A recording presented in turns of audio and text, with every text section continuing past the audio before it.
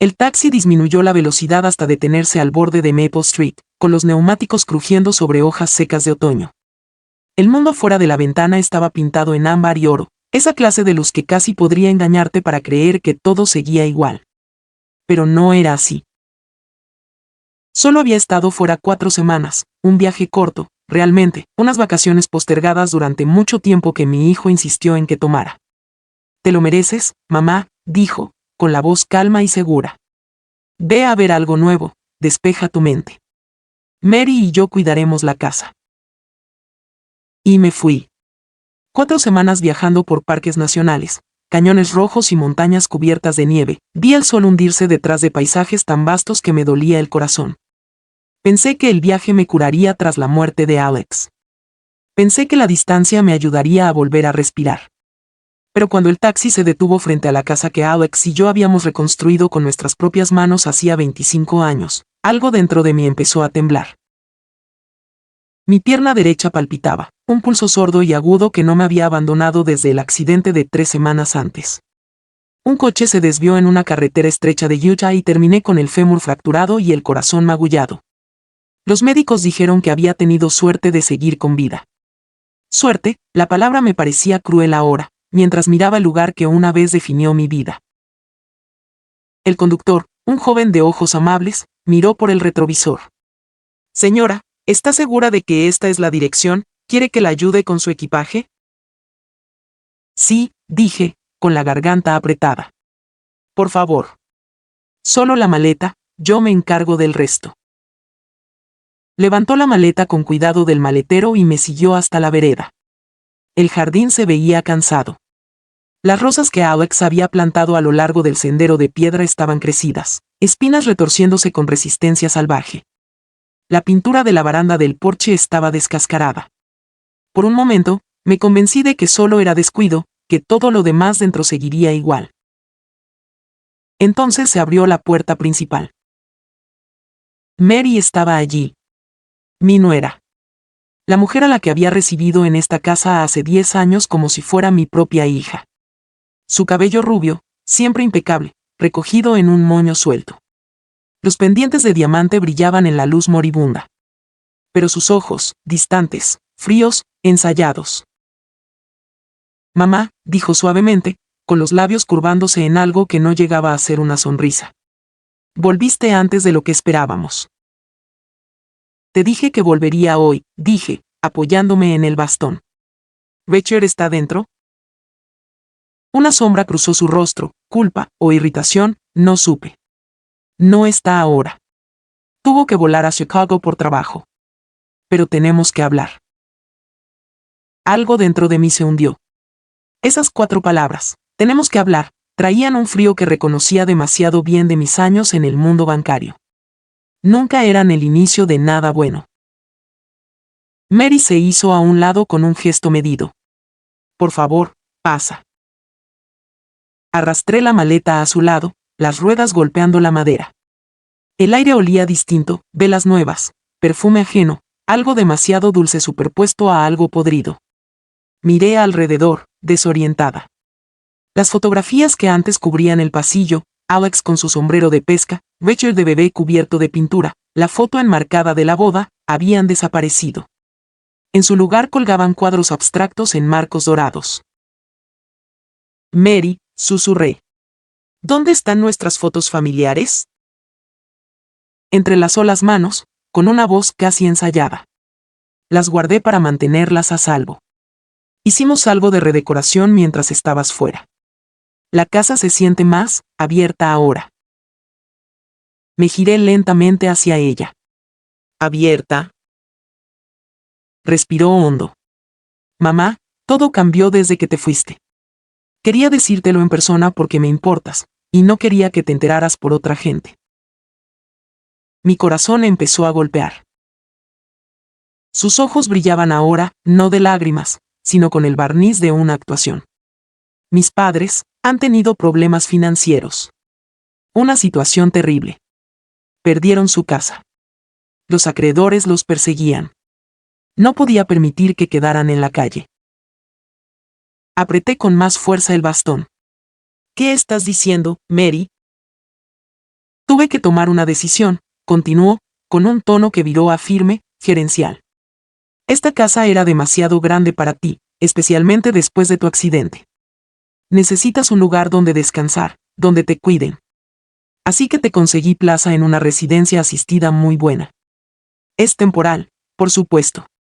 Mientras tanto, firmé los papeles de traspaso, la casa está ahora a nombre de mis padres. Se quedarán aquí un tiempo, hasta que todo se estabilice. Por un momento, las palabras no tuvieron sentido. Flotaron en el aire, imposibles, absurdas. Luego empezaron a escocer. ¿Tú transferiste esta casa? Se me quebró la voz. Esta casa me pertenece, a Alex y a mí. No puedes. Su expresión se endureció. En realidad, sí puedo. Me diste poder notarial antes de irte, ¿recuerdas? Firmaste los documentos en la notaría. Te dije que era solo para el seguro de viaje y el papeleo del hospital por si pasaba algo. También cubría la casa. El bastón resbaló un poco de mi mano. El suelo pareció inclinarse. No acepté eso. Yo nunca. Detrás de ella, algo se movió. Dos personas salieron de la sala, un hombre alto de cabello plateado y una mujer con perlas y vestido color crema. Los padres de Mary. Los Sterlings. Los había visto 2 veces. Ambas, me miraron como se mira a las antigüedades de un museo, con cortesía, desapego, una leve superioridad. Señora Hayes, dijo el hombre, con una voz lisa como el vidrio. Lamentamos la confusión. Mary nos explicó todo. Cuidaremos bien de esta propiedad, se lo aseguro. Esta propiedad, repetí en voz baja. La frase me cortó como una hoja. La mujer sonrió, una sonrisa fina, elegante. Sus objetos personales están empacados en cajas en el garaje. Podemos organizarnos para enviarlos a donde desee, Florida, tal vez. Florida, repetí, casi riéndome. ¿Creen que simplemente voy a alejarme de mi vida, del recuerdo de mi esposo, de todo lo que he construido? Mary dio un paso, con la voz en susurro. Mamá, por favor no lo hagas más difícil. La casa estará en mejores manos así. Tú estarás más cómoda donde vas. Tienen jardines, enfermeras, incluso clases de arte. Te encantará. El conductor, aún en el porche y con incomodidad evidente, percibió la tensión. Señora, ¿llevo su maleta adentro? No, dije, con la voz temblorosa pero afilada. Déjela allí. Me volví hacia Mary. ¿Dónde está mi hijo? Vaciló. Está ocupado. Me pidió que te contara todo. Está de acuerdo en que esto es lo mejor. Te llamará esta noche. Saqué el teléfono y marqué a Richard de todos modos. Cuando respondió, su voz sonaba cansada, distante. Mamá, escucha. Es temporal, ¿sí? Los padres de Mary necesitan un lugar por unos meses. Puedes quedarte con Mary hasta que tu pierna sane. Firmaste el poder notarial, ¿recuerdas? Todo está bien. Por favor, no te preocupes. Richard, susurré, tratando de estabilizar la respiración. ¿Sabes lo que ella ha hecho? Pero ya había colgado. El silencio llenó la casa, espeso como niebla. Miré a Mary, a la mujer que horneaba tartas de manzana en mi cocina, que me llamaba mamá con calidez genuina, y vi a una extraña. Algo dentro de mí quedó muy quieto. No iba a suplicar. No aquí, no frente a ellos. Me volví hacia el taxista. ¿Podría llevarme a un hotel cercano? Asintió rápido, tomó mi maleta y me siguió. Mientras el coche se alejaba, miré atrás. Por la ventana, la madre de Mary ya dirigía a los mudanceros, señalando muebles, dando órdenes como si llevara años viviendo ahí. La luz del porche se encendió, bañando la fachada con un resplandor estéril. La casa ya no parecía mía. Parecía un cascarón vacío que usaba mis recuerdos como decoración. En el hotel, el aire olía a limpiador de limón y alfombra vieja. Me derrumbé en la cama, mirando el techo. Cada respiración dolía. Pensé en Alex, su risa, su obstinada esperanza, la manera en que apretaba mi mano cuando la vida pesaba demasiado. Fallé, Alex, susurré a la quietud. Confié en la gente equivocada.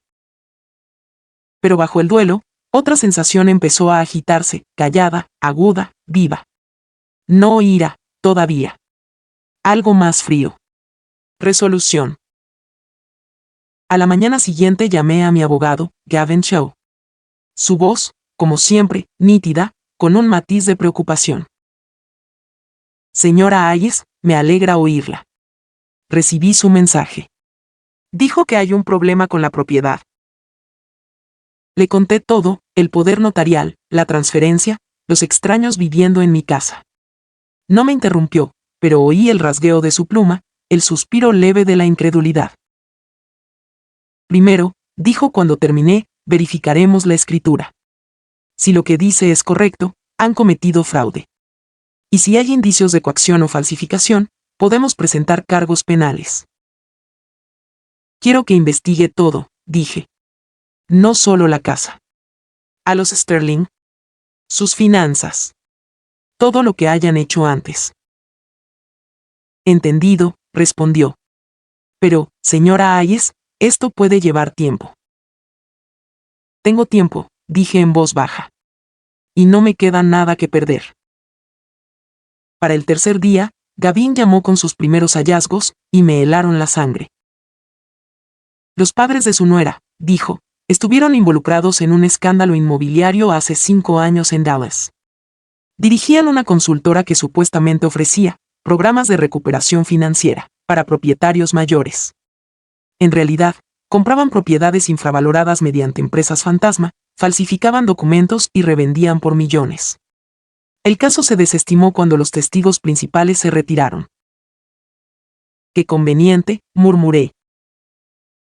«Hay más», continuó. Revisé los registros de propiedad de su vecindario. En los últimos 6 meses, la empresa de los Sterling compró otras 4 casas en su calle, todas de dueños ancianos. Apreté el teléfono. Intentan comprar toda la manzana. Eso creo. Ya hay una solicitud de rezonificación ante el Consejo Municipal para convertir la zona en un desarrollo de lujo. Si la aprueban, el valor del terreno se triplica. Sentí que el mundo volvía a inclinarse, pero esta vez por la rabia. Y están usando mi casa como piedra angular.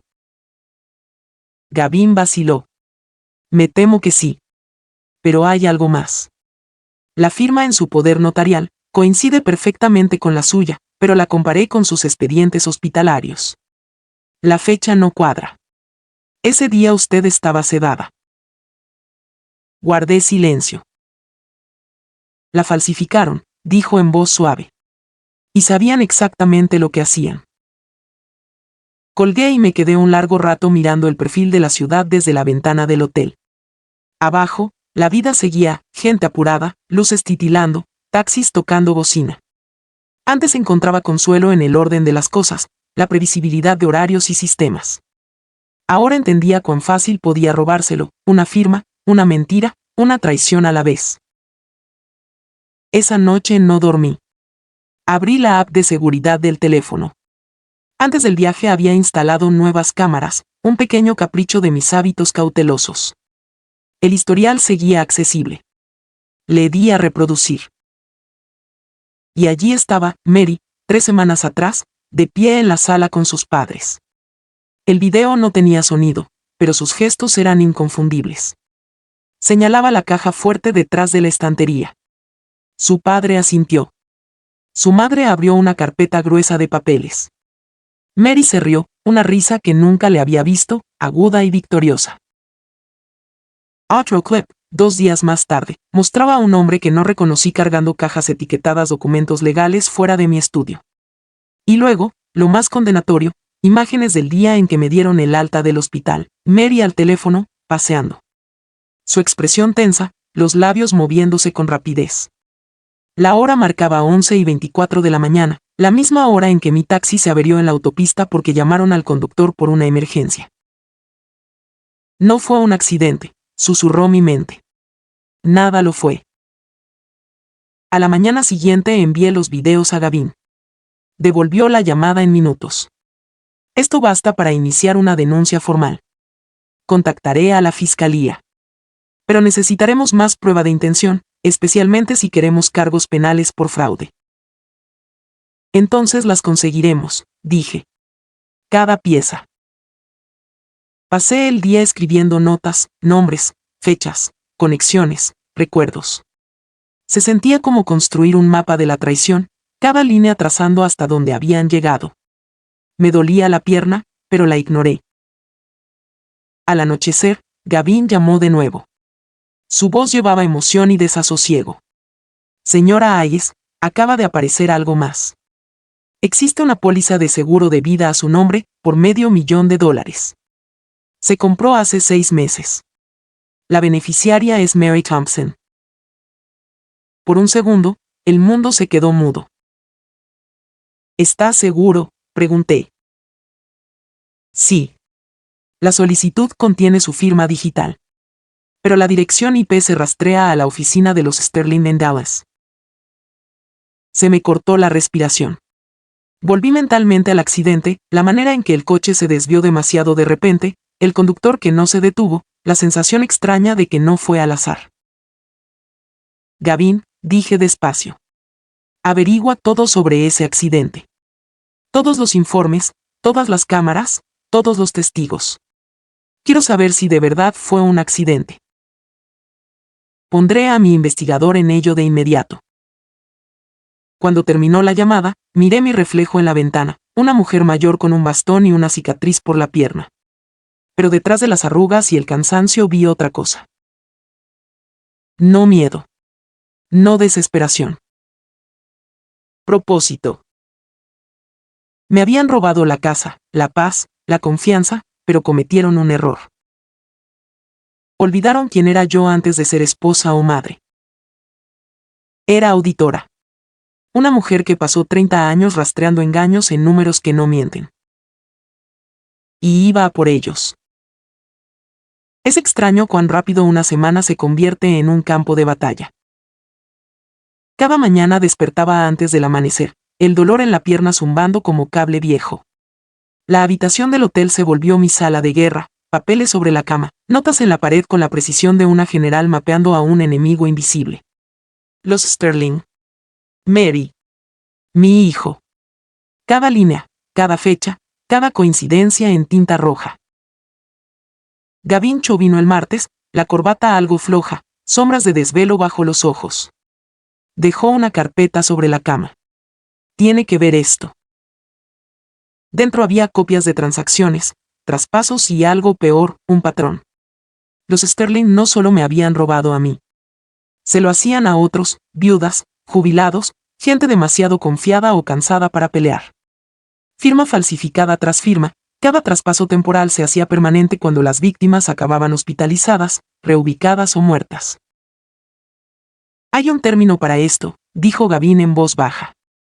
Fraude inmobiliario contra ancianos. Es de los delitos más difíciles de procesar porque se esconde tras lazos familiares y jerga legal. Pero usted no es como las demás, señora Hayes. Tiene registros, pruebas y, sonrió leve, una mente más aguda que la de muchos de mis asociados. Casi me reí. ¿Quieres decir que soy terca? También. Se puso serio. Hablé con una agente de delitos financieros de la FBI. Se llama Sophia Miller. Está dispuesta a revisar el caso. Pero si vamos por ese camino, no será fácil. Los Sterling son poderosos, conexiones en bienes raíces, política, incluso banca. Sostuve su mirada. Entonces les daremos algo que no puedan enterrar, la verdad. La reunión con la agente Miller fue en un edificio federal de Franklin Avenue. Los pasillos olían a papel y desinfectante, ese aire estéril donde verdad y miedo comparten temperatura. Miller rondaba los 40, alta, serena, con ojos que ya habían visto demasiadas mentiras. Me estrechó la mano con un apretón que decía que no subestimaba a las mujeres mayores. He revisado los documentos que envió su abogado, empezó. El patrón concuerda con una estafa de largo aliento.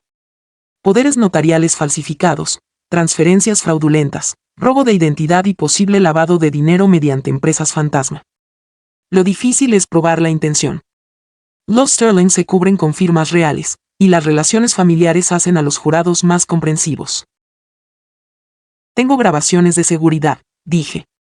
Y registros de llamadas. Y estoy dispuesta a testificar. Asintió. Necesitaremos más, una traza del dinero que vaya de sus cuentas a las de ellos. Si conectamos eso, podemos congelar activos. Sentí encenderse algo, el viejo instinto de auditora, el cosquilleo de perseguir inconsistencias. Entonces déjeme ayudar, dije. Sé leer patrones donde no esperan que nadie los vea. Miller miró a Gavin y luego me dio un leve asentimiento. De acuerdo, señora Hayes. Pero si entra en esto, sigue nuestro liderazgo. La protegeremos, pero no contacte con ellos directamente. Lo prometí. Y lo quise decir. Al menos, los primeros días. Para el viernes, la investigación avanzaba en silencio. El FBI citó registros bancarios, siguió a empresas fantasma y cruzó ventas de propiedades.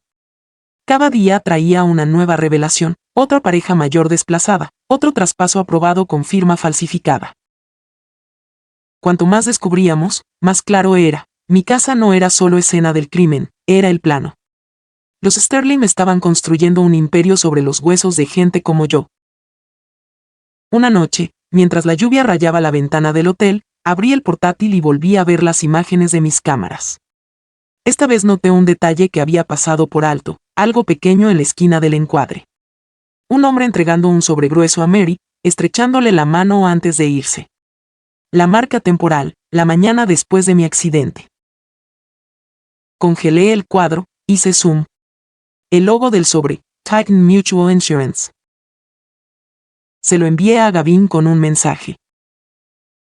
Encuentra a este hombre. Respondió en horas. Ya estoy en eso. 3 días después, Gavin llegó con una memoria USB. El hombre se llama Dennis Crow, dijo. Corredor de seguros. Licencia en 3 estados, ¿adivina quiénes son sus mejores clientes? Los Sterling, dije plana. Exacto. Él gestionaba sus pólizas de protección de activos, básicamente, seguros de vida sobre cada persona vulnerable a la que ayudaban. Los beneficiarios siempre eran un familiar o tutor legal. En su caso, Mary. Las piezas encajaban demasiado bien. No era azar. Era coreografía. ¿Podemos probarlo?, pregunté. Quizá. Pero necesitaremos una confesión o una conversación grabada que la vincule a la intención de defraudar o dañarla. Me recosté, la punzada en la pierna latiendo al ritmo del corazón. Entonces la conseguiré. Isabella, empezó Gavin, pero levanté la mano. No soy imprudente, Gavin. Soy precisa. Ella cree que no tengo poder. Ese es su error.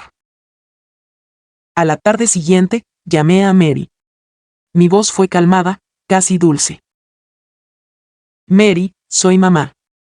Necesito recoger unos papeles personales de la casa, los registros financieros de Alex. ¿Podría pasar mañana? Una pausa. Luego, con cuidado, claro, mamá. Estaré en casa sobre las 3. Perfecto, dije. Gracias, cariño. Al colgar, sentí acelerarse el pulso. A Gavin no le gustó, pero no me detuvo.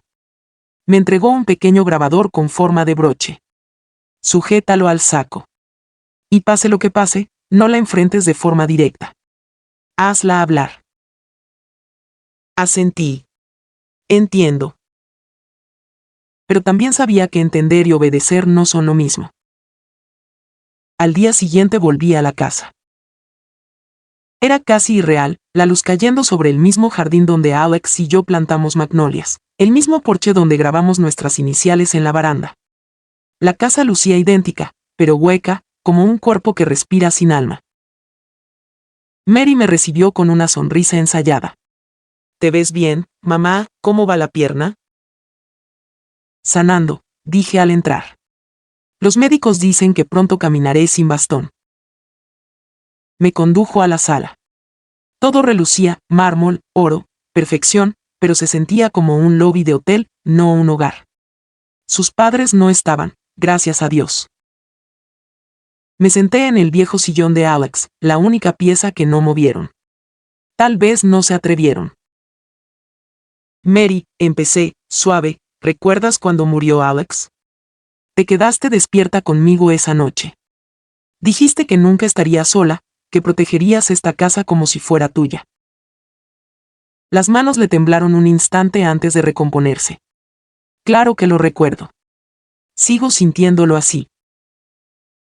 ¿De veras? Pregunté. Porque desde donde estoy, parece que hiciste todo para borrarnos de ella. Sus ojos se endurecieron. Mamá, por favor no empieces otra vez. Estás cansada. No entiendes lo complicado que fue. Mis padres. Tus padres, la corté, son ladrones. Y tú los has ayudado. El silencio quedó suspendido como una hoja. Luego sonrió, lenta y burlona. Deberías ser cuidadosa, mamá. Acusaciones así pueden meterte en problemas. Sobre todo a tu edad. La gente podría pensar que estás confundida. El aire se volvió eléctrico. Sentí el latido en los oídos. No estoy confundida, dije. Estoy recordando. Y recuerdo haber firmado un seguro de viaje, no una transferencia de escritura. Lo falsificaste. Su máscara se resquebrajó, vi un parpadeo de miedo. Luego rió. ¿Tienes pruebas? Sí, dije quedo. Y pronto las tendrá todo el mundo. Parpadeó, sorprendida por mi calma. ¿De qué hablas?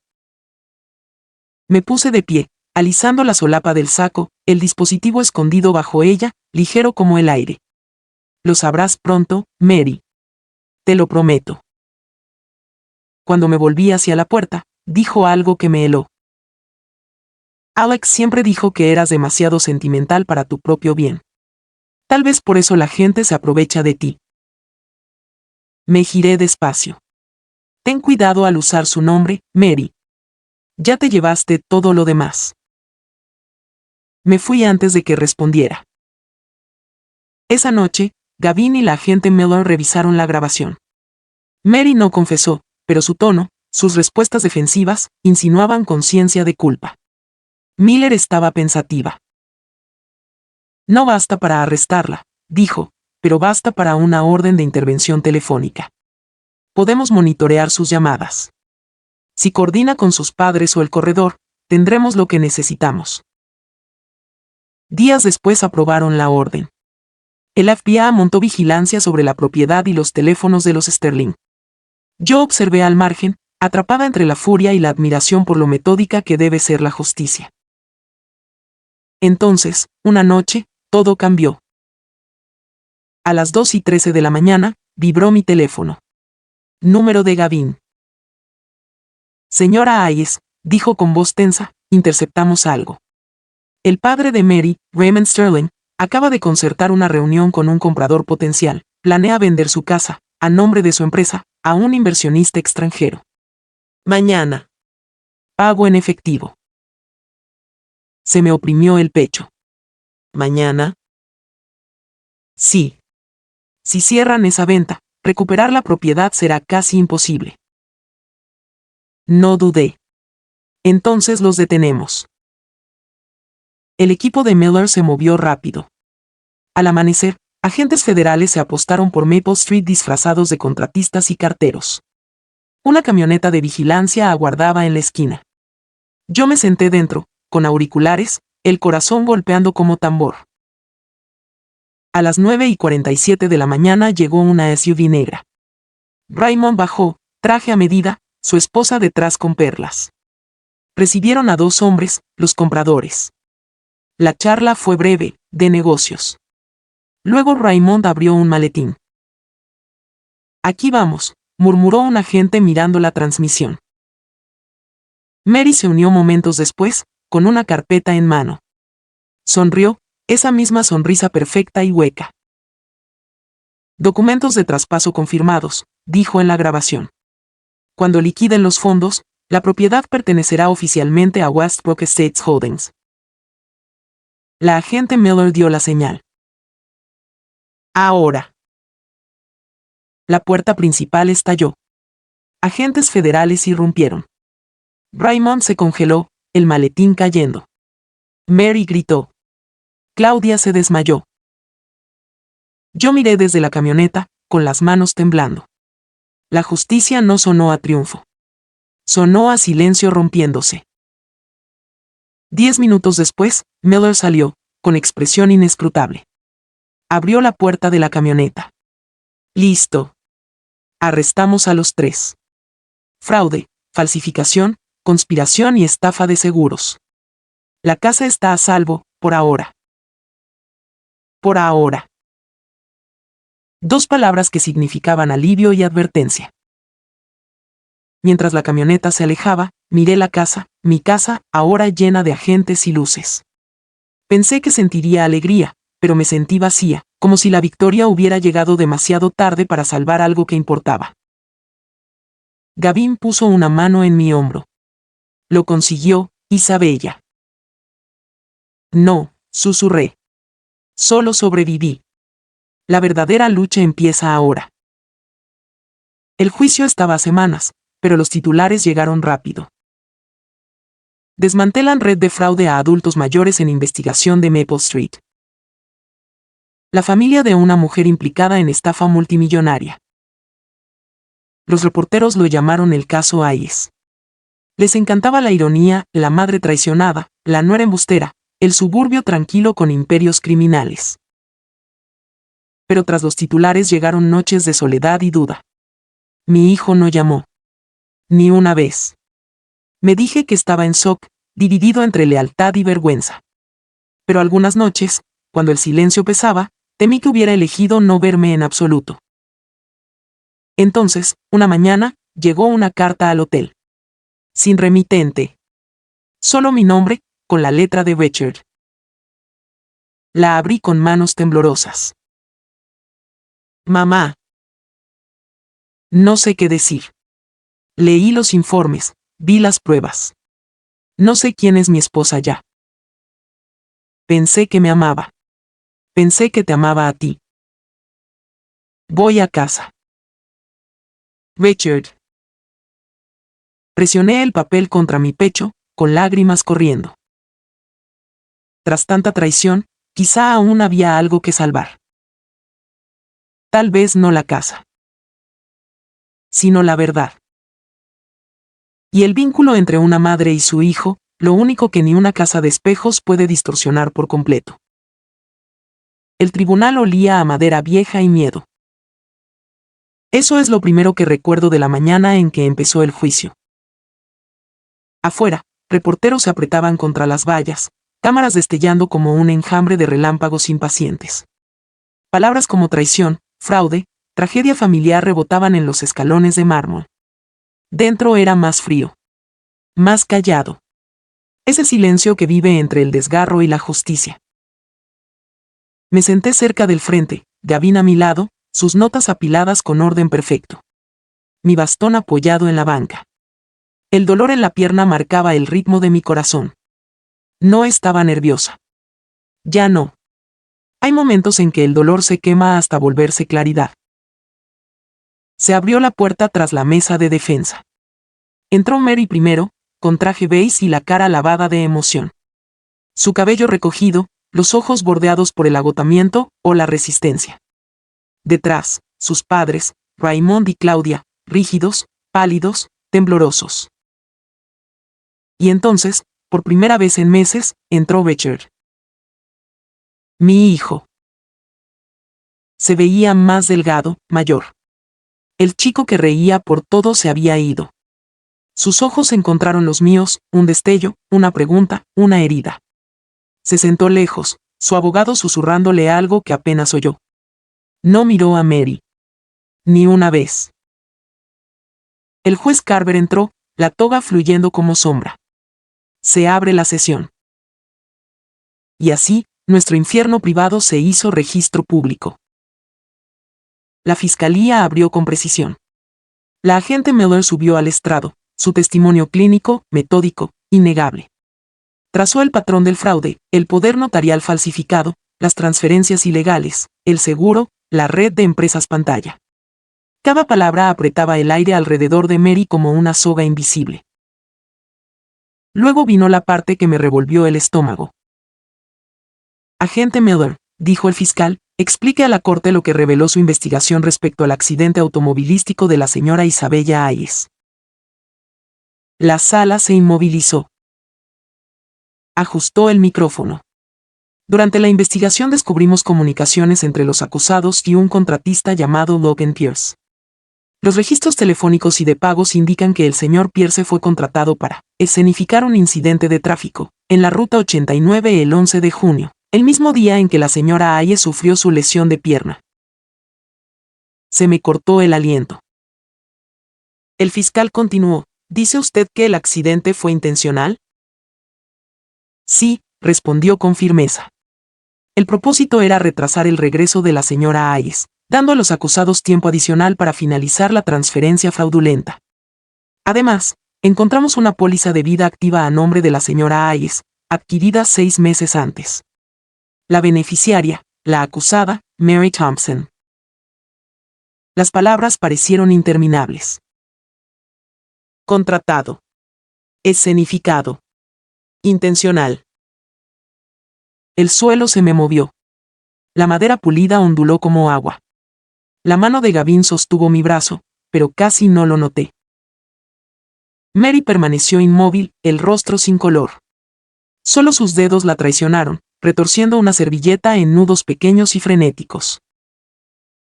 La voz del juez cortó el aire. Señora Thompson, ¿desea responder a estas alegaciones?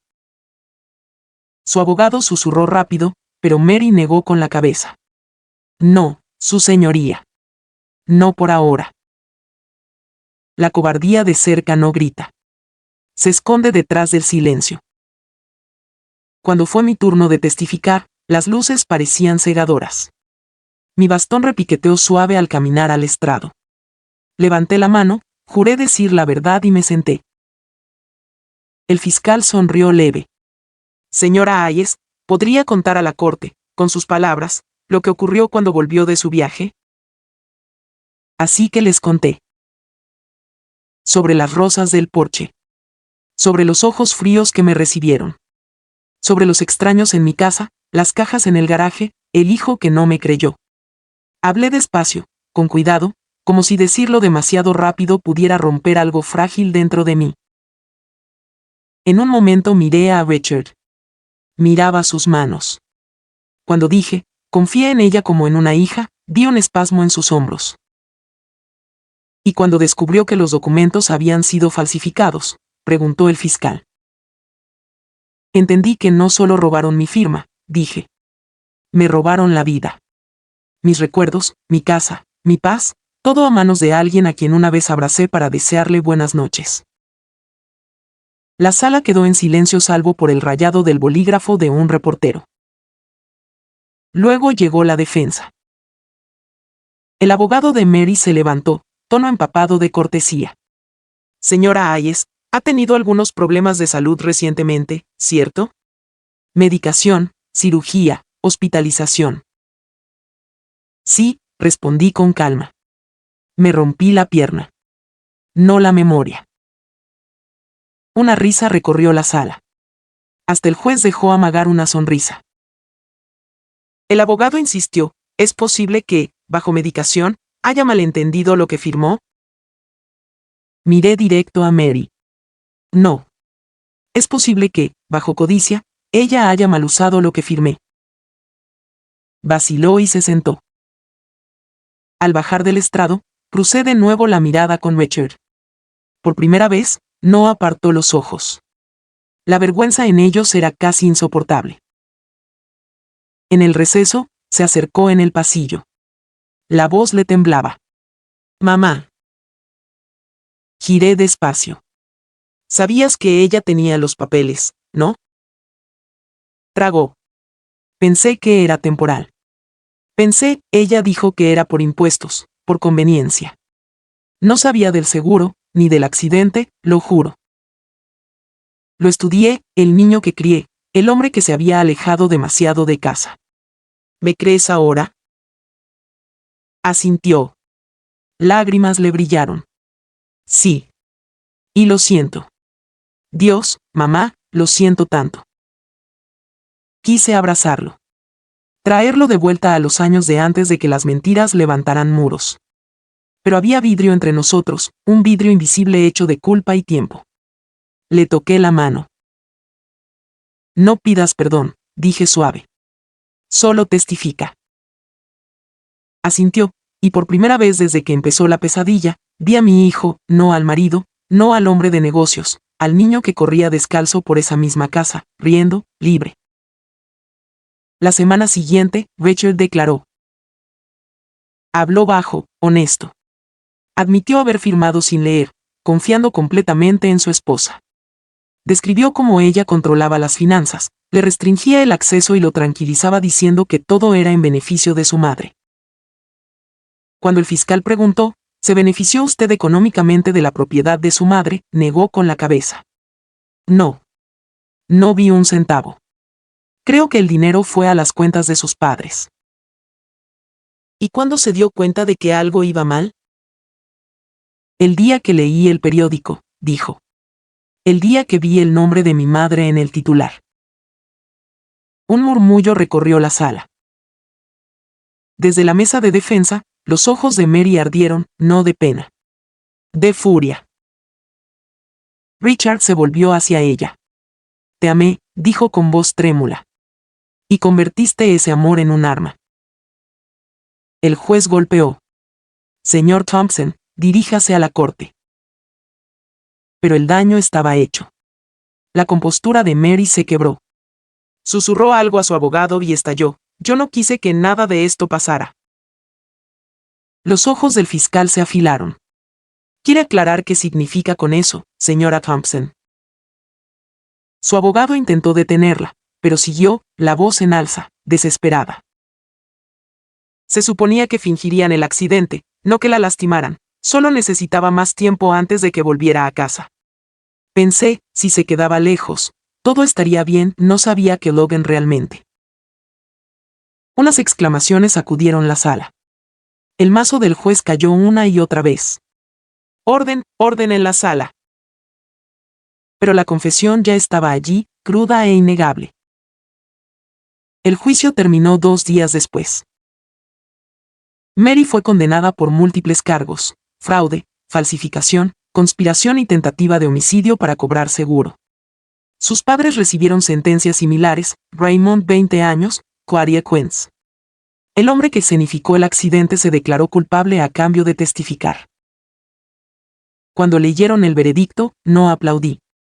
Ni siquiera respiré. Me quedé sentada, sintiendo que algo se aflojaba por dentro, no alegría, no alivio. Algo más callado. Richard se acercó fuera del juzgado. El viento otoñal le tironeaba el abrigo. Se la están llevando, dijo, mirando el coche policial que desaparecía con Mary. ¿Y ni siquiera puedo odiarla, no es extraño? No, respondí suave. Es humano. Me miró, con los ojos vacíos. ¿Y ahora qué, mamá? Inspiré hondo, el aire frío y agudo. Ahora reconstruimos. No la casa. A nosotros. Asintió, como tratando de creerlo. Pasaron semanas. Los reporteros persiguieron nuevos escándalos. La casa volvió a mi nombre, sus pisos de mármol despojados de la ilusión de perfección. Caminé por ella una mañana, el sol entrando oblicuo por las cortinas. Polvo danzaba en el aire, manso, sin rumbo. Cada habitación resonaba con memoria, risa, discusiones, música, silencio. En la cocina encontré la vieja taza de Alex en el estante. Palabras desvaídas aún legibles. Keep going. Sonreí. Lo hago, susurré. Más tarde ese día, Richard me ayudó a volver. Cargó cajas, fregó pisos, arregló la baranda rota. por las noches, nos sentábamos en el porche, en silencio pero juntos. A veces el silencio cura mejor que las palabras. Una tarde, con el cielo dorado, Richard preguntó, ¿te arrepientes, mamá, de confiar en ella? Pensé largo. No, respondí al fin. Si me arrepiento de confiar, ellos ganan. Prefiero vivir con el corazón roto que con sospecha. Asintió, con lágrimas que no nombró. Aquella noche, cuando se fue, me quedé de pie junto a la ventana. La casa volvió a estar tranquila, ni vacía ni embrujada, solo tranquila. Esa clase de quietud que suena a comienzo. Me serví té, me senté y abrí el cuaderno que guardé durante todo el calvario. En la parte superior de la página escribí: intentaron quitarme la casa. En su lugar, me enseñaron que es de verdad un hogar. Y debajo, con letras pequeñas y firmes: la justicia no es venganza. Es memoria con coraje. Afuera, la luz se desvanecía y aparecían las primeras estrellas, pequeñas, firmes, infinitas. Cerré los ojos y susurré a la quietud: gracias, Alex. Seguí. La paz no llega con estruendo. Se cuela en silencio, como la luz por una ventana que olvidaste cerrar. Pasaron meses tras el juicio. La casa, antes llena de ecos de traición, volvió a respirar. La oía por las mañanas, el tintinear de platos, el raspado de sillas, el crujido de la madera al dilatarse al sol. Hasta el silencio se volvió amable. Richard regresó a la ciudad, pero venía cada fin de semana, arreglando cosas que no necesitaban arreglo. Para mantenerme ocupado, decía, como si la culpa pudiera repararse con martillo y clavos. No lo detuve. El ritmo de su trabajo, el sonido de la madera y el perdón, llenaron la casa de algo parecido a la vida otra vez. A veces desayunábamos en el porche, el mismo donde Mary fingió llorar. Las magnolias florecieron temprano ese año. Su fragancia era pesada y dulce, de esas que se quedan incluso después de cerrar la puerta.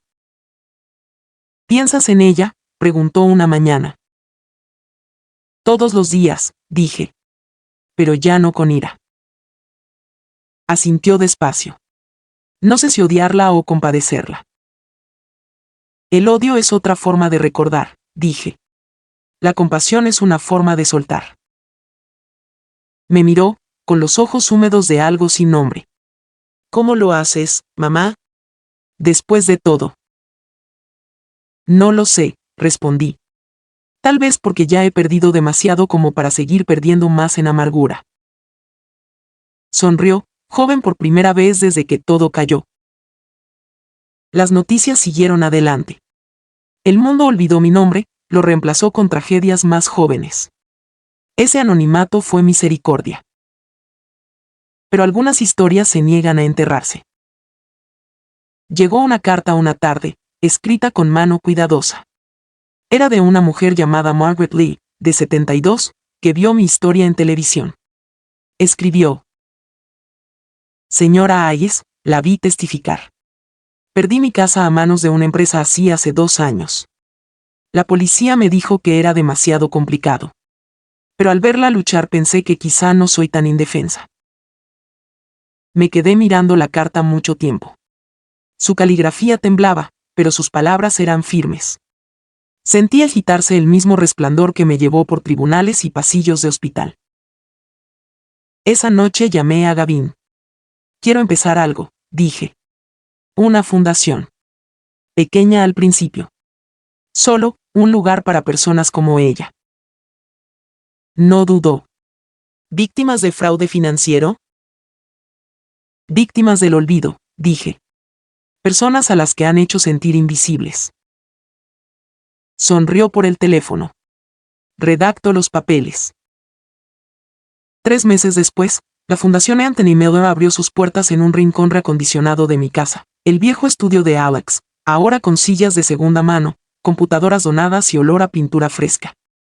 La llamé así no porque él fuera perfecto, sino porque creía en las segundas oportunidades. La primera vez que una mujer entró, casi lloré.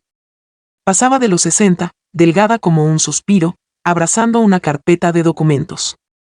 Me dijeron que era solo un formulario de refinanciación, dijo, temblando. Ahora mi nombre ya no está en mi casa. La senté, le serví té y dije, no estás sola. Esas 3 palabras lo cambiaron todo. Llegaron más mujeres, maestras, enfermeras, viudas. Algunas perdieron casas, otras ahorros, otras solo la confianza. Vinieron porque necesitaban a alguien que entendiera la pena peculiar de ser engañada por quien amas. No les di asesoría legal, Gavin se encargó de eso, les di tiempo. Un lugar sin vergüenza. Un espacio donde el silencio pudiera curar. Algunas tardes no hablábamos. Solo nos quedábamos en la cocina, con el sol derramándose por la mesa, el té enfriándose. Aprendí que sanar no es olvidar el dolor, es enseñarle a vivir callado a tu lado. Richard se ofreció los fines de semana. Reparó muebles, actualizó computadoras, instaló una rampa. Nunca habló de Mary, pero veía como su sombra lo seguía, silenciosa y pesada. Una tarde, al cerrar, lo hallé mirando por la ventana, hacia las magnolias. Me escribió, dijo sin girarse. Mary. Asintió. Desde prisión. Dice que lo siente. Que reza por mí cada día. Esperé. ¿Qué sientes? No sé, dijo. A veces creo que perdonar es un lujo de gente más fuerte.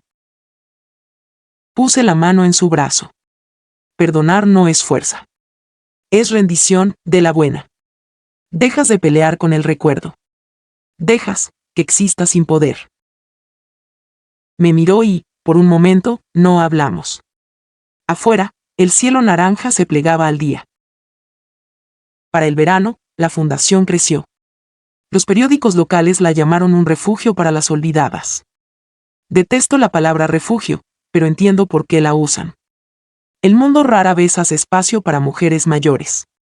Debemos construir nuestros santuarios. Empecé a organizar reuniones semanales, cafés, lecturas, talleres de jardinería. La risa que volvió a ese espacio no borró el dolor, pero reescribió su eco. A veces, tras irse todas, me sentaba sola frente a la foto de Alex en la pared, esa donde ríe a medias, hablando a medias, atrapado a mitad de frase. Lo hicimos, susurraba. Convertimos las ruinas en jardín. Una tarde, Margaret Lee, la de la primera carta, se quedó hasta tarde. Miramos por la ventana, con el zumbido veraniego.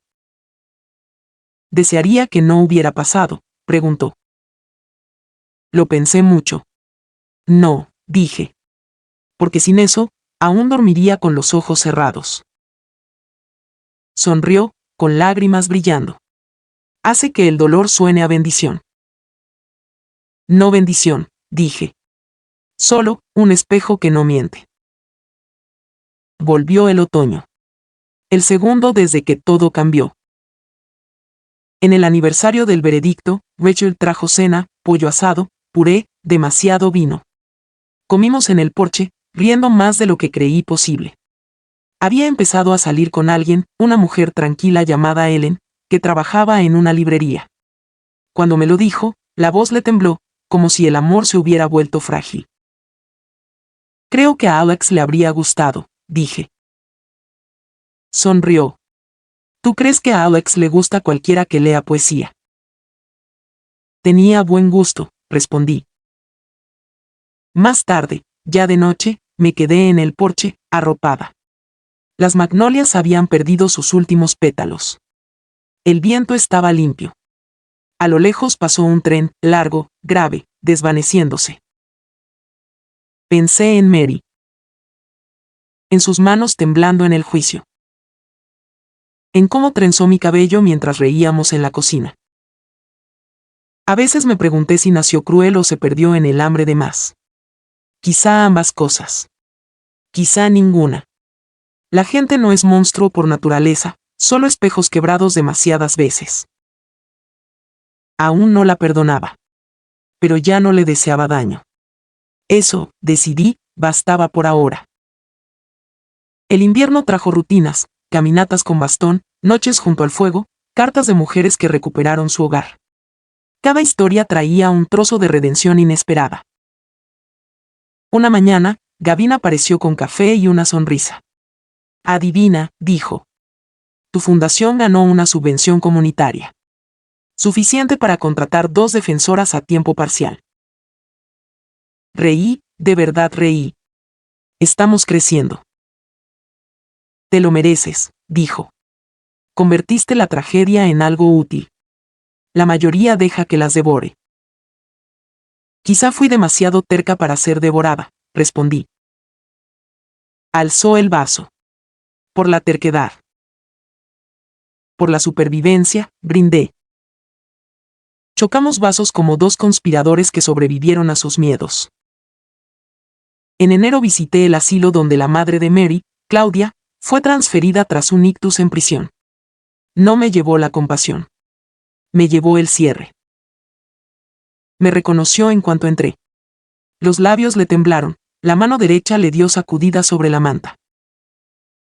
No debió venir, susurró. Quizá no, dije. Pero necesitaba ver que la historia de verdad terminó. Sus ojos se llenaron de algo parecido al arrepentimiento o al cansancio. Creímos que ayudábamos a nuestra hija, asegurando su futuro. ¿Destruyendo a otros?, pregunté suave. Cerró los ojos. Así empiezan estas cosas. Llamamos amor a la codicia y esperamos que el nombre engañe a Dios. Salí sin más palabras. Afuera nevaba, lento, deliberado, sin sonido. Por primera vez en años, me sentí ligera. Para la primavera, la casa ya no se sentía embrujada. El jardín floreció otra vez, tosudo como siempre. Niños del barrio venían con sus madres a plantar flores para el evento benéfico de la fundación. Su risa llenó cada rincón, lavando lo que la historia manchó. A menudo pensaba en aquel día, cuando volví del viaje y hallé mi hogar robado. Antes lo reproducía con amargura. Ahora, con gratitud. Porque ese fue el día en que mi vida real comenzó, el día en que dejé de vivir segura y empecé a vivir con verdad. La gente preguntaba si vendería la casa. Sonreía y decía, no. No porque la necesite, sino porque ella me necesita a mí. Una tarde, el cielo tomó el color de pétalos viejos. Sentada a la ventana, con té en mano, veía desvanecerse la luz. Una voluntaria, una muchacha de 20, ordenaba carpetas en el escritorio. Levantó la vista, tímida. Señora Hayes, ha ayudado a tantas, ¿qué la hizo empezar? Sonreí. Una mentira. Parpadeó. ¿Una mentira? Sí, dije. Alguien me mintió tan convincentemente que destrozó mi mundo. Cuando por fin me levanté, decidí construir algo que solo pudiera existir sobre la verdad. Asintió despacio, como intentando entender un idioma más viejo que sus años. Cuando se fue, volví a la ventana. Las primeras estrellas aparecieron, pequeñas, firmes, discretas. Pensé en todas las mujeres cuyas historias cruzaron la mía, en los hilos invisibles que nos tejieron en algo irrompible. Quizá eso es sobrevivir, no la ausencia de dolor, sino la presencia de propósito. Más tarde, esa noche, llamó Richard. Mamá, dijo, quería contarte, Ellen y yo nos casamos. Sonreí. Suenas aterrorizado. Lo estoy, admitió. Pero del modo bueno. Entonces estás listo, dije. Recuerda, el matrimonio no es perfección. Es promesa. Cumple la tuya. Lo aprendí de ti, dijo. Tras colgar, me quedé en el silencio, el teléfono tibio en la palma. En alguna parte, sonó la campana de una iglesia. Cerré los ojos y murmuré a la oscuridad. Lo logramos, Alex. Por fin volvió a casa. Y por primera vez en años, lo creí. Han pasado 5 años desde el juicio. 5 inviernos desde que el sonido de mazos y duelos se volvió recuerdo. Ahora tengo 70. Las manos me tiemblan al escribir, pero la tinta sigue fluyendo, terca como yo. Richard y Ellen me visitan cada domingo con su niña, mi nieta, Clara. Tiene 4, es un torbellino, y asegura que el árbol de magnolia del jardín es suyo. A veces la miro jugar y pienso, quizá así luce la redención. No un tribunal, no el perdón, sino una niña riendo donde antes vivió el dolor. La casa ya no se siente herida. Las paredes, antes marcadas por la traición, se suavizaron, como si también hubieran decidido perdonar. Cada mañana abro de par en par las cortinas y dejo entrar la luz. Tras la muerte de Alex, temía al sol, como si el brillo traicionara al duelo. Ahora, la luz se siente conversación. Le hablo a veces, en voz alta, como si siguiera en su sillón favorito, con un libro en las manos, fingiendo leer mientras me miraba en secreto. Le cuento de las mujeres que llegan a la fundación, de cómo la esperanza sigue llegando con abrigos de segunda mano, sosteniendo carpetas de sueños rotos. Creo que escucha. La magnolia de afuera parece moverse un poco cuando digo su nombre. Guardo un cajón con cartas, no de amigos o familia, sino de desconocidas. Mujeres que lo perdieron todo y hallaron camino de vuelta. Unas escriben desde departamentos diminutos, otras desde residencias, otras desde casas nuevas que volvieron a ser suyas. No me conoce, señora Hayes, pero me dio valor cuando la policía no escuchó. Gracias a su fundación, recuperé la casa de mi padre. Usted no solo reconstruye hogares, reconstruye dignidad. Leo esas cartas en noches solitarias. Me recuerdan que el dolor, compartido, se vuelve más tierno, no desaparece, solo pesa menos. A veces pienso en Mary. Cumple el resto de su condena en un correccional del norte. Una vez al año envía una tarjeta de Navidad, simple, sin adornos, siempre con las mismas palabras. Lo siento. Espero que esté bien. La primera la rompí. La segunda la tiré sin abrir. El año pasado la leí. Este año la puse en el cajón con las demás. No porque la perdone, sino porque el odio pesa demasiado para llevarlo a la próxima década de mi vida. Quizá perdonar no es una puerta que cruzamos. Quizá es una ventana que abrimos lo justo para que cambie el aire. La Fundación Anthony Miller ha crecido más de lo que imaginé. Ya tenemos oficinas en 3 estados, abogados voluntarios, consejeras y una línea de ayuda. Me llaman fundadora, aunque prefiero oyente. Los títulos valen poco cuando ya lo perdiste todo una vez. Cada jueves, organizo lo que llamamos tardes de silencio. Sin discursos, prensa ni recaudación. Solo un círculo de sillas, té y silencio. Las mujeres se sientan, a veces por horas, sin decir nada. Y entonces, alguien rompe el silencio, una palabra, un sollozo, una historia. Y de pronto ya no somos extrañas. El duelo convierte a desconocidas en familia. Una noche, una mujer preguntó, ¿alguna vez desea volver atrás, antes de todo? Sonreí. No. Porque no reconocería la paz si no hubiera conocido el caos primero. Asintió, y la sala volvió a un silencio que ya no dolía. Richard y Ellen viven a pocos kilómetros. Su casa huele a pan y crayones. Los dibujos de Clara cubren todo, corazones torcidos, soles con demasiados rayos, monigotes rotulados abuela con un pelo demasiado perfecto. A veces Ellen la trae a la fundación. Clara corre por los pasillos como si fueran su parque, repartiendo galletas a mujeres que me doblan la edad. La adoran, la risa de un niño desinfecta heridas profundas. Una tarde, Clara se sentó en mi regazo, trazando las arrugas de mi mano. Abuela, preguntó, ¿qué es un milagro? Lo pensé. Un milagro, dije, es cuando algo roto aún funciona.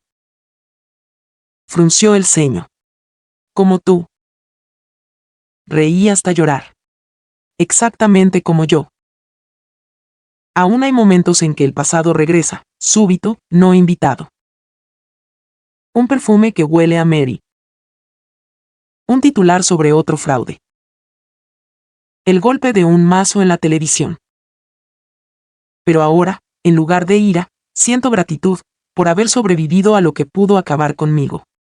Por haber encontrado sentido en los escombros. La primavera pasada, el alcalde me invitó a hablar en un evento local de empoderamiento femenino. Casi dije que no, hablar en público aún me pone nerviosa. Pero Gavin insistió. Le debes tu historia al silencio que podría salvar, dijo. Así que fui. Me paré en el escenario, con luces calientes en la cara, ante cientos de mujeres, jóvenes, mayores, cansadas, esperanzadas. Respiré y dije. Intentaron quitarme la casa. Pero no sabían, una casa no está hecha de ladrillos. Está hecha de la gente que sigue a tu lado cuando todo se cae. Hecha de un perdón lo bastante pesado para sostener el duelo. Y de un amor lo bastante terco para seguir reconstruyendo. Al terminar, hubo un silencio, y luego, aplausos que se sintieron como lluvia tras sequía. Después, una joven reportera me preguntó qué consejo daría a mujeres traicionadas. Pensé mucho y respondí, no pierdan tiempo intentando entender por qué les hicieron daño. Inviértanlo en ser alguien a quien eso no pueda destruir. Lo anotó. Yo me fui a casa. La magnolia afuera es más vieja ahora, ramas anchas, flores menos numerosas pero más fuertes. Me gusta pensar que me refleja, más lenta, pero con raíces profundas. Esta noche, mientras escribo, el aire huele a lluvia. El reloj late suave, marcando el final de otro día que no me prometieron pero igual me dieron. Rachel llamó antes, a Clara se le cayó su primer diente. Insistió en mostrármelo por la cámara, sosteniendo el pequeño diente blanco como tesoro. Su alegría contagió. Reí hasta que me dolieron las costillas. Quizá así suena sanar, risa lo bastante alta como para alcanzar al pasado. Sobre el escritorio hay una caja de madera. Dentro, pocas cosas que guardé, el anillo de boda de Alex, un pétalo de magnolia prensado, una foto de Rachel de niño y la llave de la casa que creí no volver a necesitar. La guardo no por miedo a perder la casa, sino porque me recuerda lo que recuperé, a mí misma. Mañana plantaremos otro árbol en el jardín tras la fundación, una magnolia por cada mujer que reclamó su vida. Grabaremos nombres en placas pequeñas, Margaret, Lydia, June, Amina, historias escritas en raíces y no en tinta. No viviré para verlas a todas florecer, y está bien. Hay cosas destinadas a sobrevivirnos. Antes de dormir, siempre escribo una última línea en el diario. Esta noche es. La paz no es ausencia de tormentas. Es aprender a bailar bajo la lluvia con las cicatrices a la vista. Y debajo, firmo mi nombre, no como víctima, ni siquiera como sobreviviente, sino como una mujer que siguió caminando a casa, incluso cuando ya no quedaba puerta que abrir. Cierro el cuaderno, apago la vela y dejo que la oscuridad se pose suave. Afuera, la magnolia se mece en el viento, suave, perdonadora, viva. Y en algún punto de ese silencio, oigo la voz de Alex, tibia como el recuerdo. Sigue, Isa. Ya llegaste a casa. Y por primera vez, lo creo por completo.